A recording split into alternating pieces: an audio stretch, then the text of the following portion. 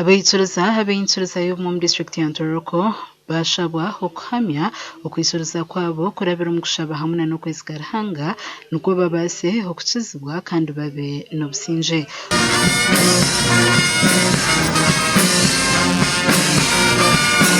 Okushaba oku kukozerwa kwebembere encuruza y'obumwe ow'obusobozi Bisaka obwabaire atahire district ya Ntoroko omukoro ogubaire aha Karuguto Secondary School omu bukwenda bwa Butuku.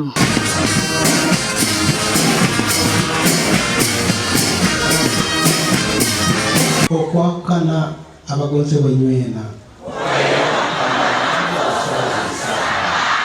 muroho muta mwagale kuyija kwesaniza omukama omukama n'obusobozi Bisaka nko bukwenda bwa Butuku tukugonza kusiima muno habukutuha kalenda enyakutwikiriza kukola ebiro bingi tukahumula ebiro bitaito. Kalenda yawe eno ey'obumu etuha ebiro 27 byokukora netuha ebiro 3 byokuhumula hati obwire obwingi obwo butuleteire kukurakurana nkaitu abaana babo ba Butuku tuli kurungi muno.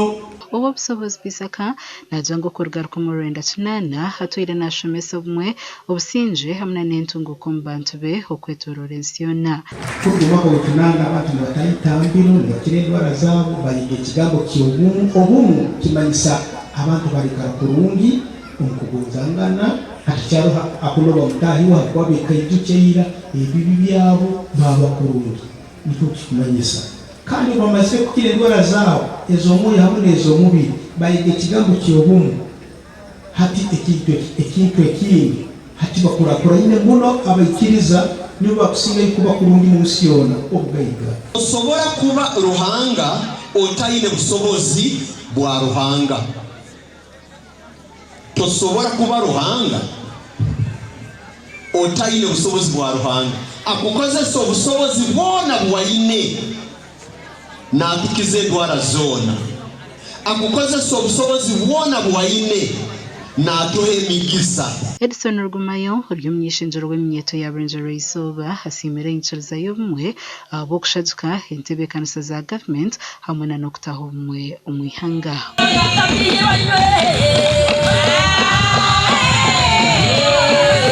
Kuba abayikiriza abengi n'abahereza bali bantu bakusagika entegeka za government. Kabiri kiri na kusima abantu bona amatoko